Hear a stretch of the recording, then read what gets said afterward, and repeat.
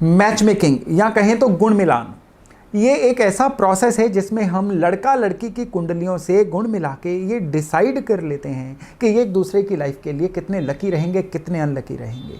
ये कपल जो है बहुत लंबे समय तक मैरिड लाइफ का निर्वाह कर पाएगा, नहीं कर पाएगा। हेल्थ, बच्चे, प्रॉस्पेरिटी, इन सभी के लिए ये कंपैटिबिलिटी कैसी रहेगी, गुण मिलान के द्वारा हम ये भी जांचते हैं। दिक्कत वहाँ आती है जब हम केवल मोबाइल ऐप्स के सहारे ही इस मैच मेकिंग को फाइनल मान लेते हैं और उसी के बेस पे हम किसी भी रिश्ते को हाँ या ना बोल देते हैं। दरअसल ऐसा करना बहुत ही हद तक रिस्की हो जाता है, बहुत ही हद तक खतरनाक हो जाता है।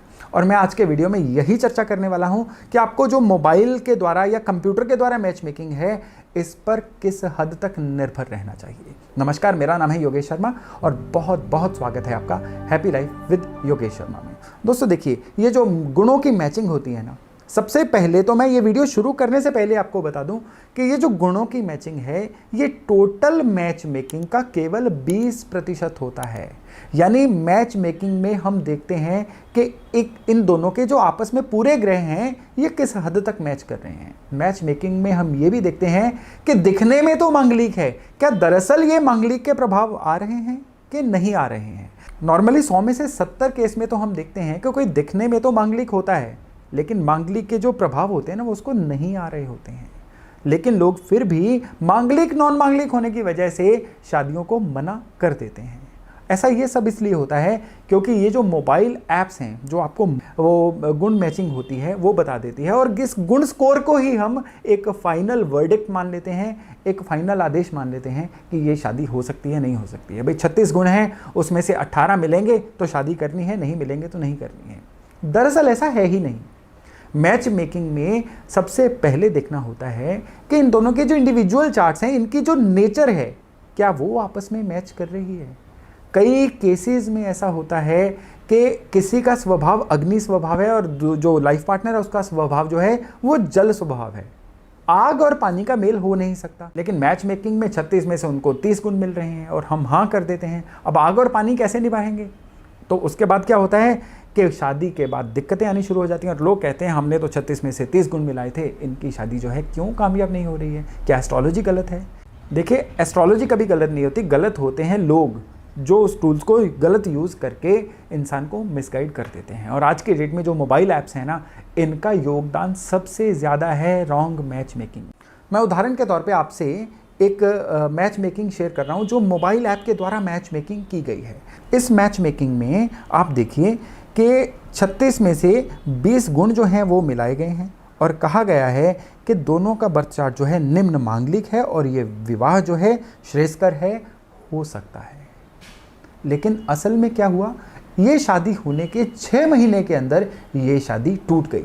बहुत ही कड़वे नोट्स पे ये शादी टूटी और ये शादी जो है एक दिन भी इनकी जो है आपस में सही ट्यूनिंग नहीं रह पाई। ये शादी क्यों टूटी, आइए ज़रा जानते हैं। लड़के की जन्म कुंडली में अगर आप ध्यान से देखें तो लड़के के फर्स्ट हाउस में राहु हैं और लड़के के 11th हाउस में चंद्रमा है। 11th हाउस में जब भी चंद्रमा होंगे, वो बर्थ चार्ट में जहाँ पर भी केतु बैठे होंगे उसके प्रभाव को बहुत हद तक खराब करेंगे। और यहाँ पे केतु बैठे हुए हैं इनके 7th हाउस में, यानी शादी के घर में। तो इस लड़के की जन्म कुंडली में ये एक जन्मजात एक बहुत बड़ा नुक्स है, या हम कहें कि दोष है, कि इनकी शादीशुदा ज़िंदगी तब तक नहीं चल सकती जब तक कि लड़की का जो चार्ट है वो बहुत ही ज़्यादा स्टेबल और बैलेंस्ड नहीं होता। खाली यही नहीं, इनके अष्टम घर में देखिए नीच के मंगल हैं, जो कि इनके मांगलिक दोष को बहुत ही बिटर वाला मांगलिक दोष बना देते हैं। अब इनको जो सामने कन्या चाहिए वो भी मांगलिक चाहिए, लेकिन उनका जो मांगलिक दोष है वो इस तरह का होना चाहिए जो इनके लिए शॉक एब्जॉर्बर का काम करे। लेकिन अगर हम लड़की के चार्ट की तरफ आए तो हम देखते हैं कि इनके भी लग्न में राहु है। अब जब लग्न में राहु होता है तो वो इंसान असर्टिव सा हो जाता है, अपनी बात को मनवाने वाला। तो इन दोनों में अगर यही नेचर हो गई कि तू भी रानी मैं भी रानी, कौन भरेगा पानी, तो फिर तो गृहस्थी कैसे चलेगी। और एग्जैक्टली इनके साथ वैसा ही हुआ। खाली यही नहीं, लड़की के चार्ट में भी आप देखेंगे तो शनि सूरज एक साथ हैं। शनि सूरज जब भी एक साथ होते हैं तो बर्थ चार्ट में सबसे ज़्यादा बुरे हालात होते हैं मंगल के। तो अष्टम में मंगल, अदरवाइज जो था इनका लोअर मांगलिक दोष बन रहा था, लेकिन अष्टम में मंगल इस शनि सूरज की वजह से बहुत ही पॉइजनस मांगलिक दोष हो गया। तो इसकी वजह से ये जो मैच मेकिंग है ये एक बहुत ही इम्प्रॉपर मैच मेकिंग है। दोनों ना एक दूसरे के लिए लकी थे, ना ही दोनों का जो टेम्परामेंट था वो एक दूसरे के साथ मैच कर रहा था। तो देखा आपने किस तरह से ग्रहों का आपस का जो डिफरेंस है वो इनके अलगाव की वजह बना। अब यहाँ पे कितने गुण मिले, मांगलिक मिला नहीं मिला, ये मैटर ही नहीं कर रहा था, क्योंकि असल में इन दोनों की कंपैटिबिलिटी तो बन ही नहीं रही थी। जो इस लड़के के बर्थ चार्ट के ग्रह थे, इसको सामने वो लड़की चाहिए थी जो इसके कुंडली के अवगुणों को एब्जॉर्ब कर सके, ना कि ये लड़की जिसकी अपनी कुंडली में भी काफ़ी सारे अवगुण थे। यानी अगर किसी एक चार्ट में दिक्कतें हैं तो हमें जो सामने वाला चार्ट चाहिए ना, उन दिक्कतों को एब्जॉर्ब करने वाला चार्ट चाहिए, ताकि वो उन दिक्कतों को एब्जॉर्ब करे और इनकी जो लाइफ है स्मूथली आगे बढ़े।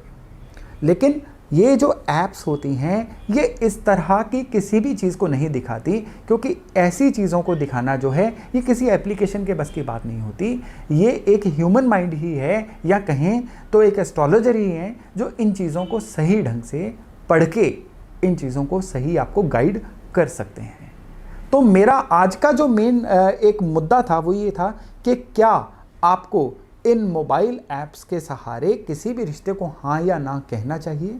तो यहाँ पे मेरा जवाब है बिल्कुल नहीं, बल्कि आपको अपने मोबाइल से इन मैच मेकिंग ऐप्स को डिलीट ही कर देना चाहिए, क्योंकि इनके जो भी रिजल्ट है ना मैच मेकिंग के, वो कभी भी आपके काम नहीं आने वाले। जिन चार्ट्स को ये रिजेक्ट करती हैं, कई बार मैंने देखा है बहुत ही अच्छे चार्ट्स होते हैं जिनको ये मांगलिक, नॉन मांगलिक या कई और कारणों की वजह से रिजेक्ट कर देते हैं। बेसिकली इनका जो डाटा इनपुट होती है ना, वो यही होती है कि जिसके गुण कम हो उसको रिफ्यूज़ कर दो, जिनके मांगलिक नॉन मांगलिक का फ़र्क है उनको रिफ्यूज़ कर दो। असल में मैच मेकिंग में इनकी जो बारी है ना बहुत बाद में आती है, और इनकी रेलेवेंस 5 से 10% है, इससे ज़्यादा है ही नहीं।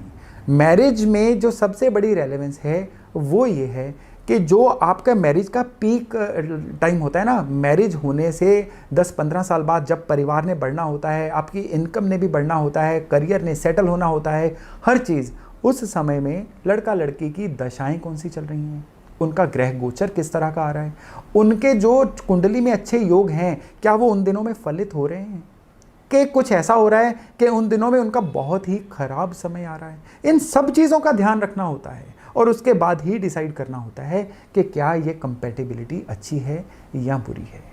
तो दोस्तों मैं आशा करता हूँ कि आज के वीडियो से आपको ये एक विशेष आइडिया हो चुका होगा कि कभी भी ये एप्लीकेशन या सॉफ्टवेयर के बदौलत आपको डिसाइड नहीं करना है कि ये शादी हो सकती है या नहीं हो सकती है। मैं आशा करता हूँ कि आज के वीडियो से आप एक ये ज्ञान लेके अपनी लाइफ में आगे और कईयों की लाइफ को स्पॉइल होने से रोक पाएंगे। तो आज का वीडियो ये तक था, बहुत जल्द मिलते हैं एक नए वीडियो एक नए टॉपिक के साथ। तब तक अपना खूब ध्यान रखिएगा। नमस्कार।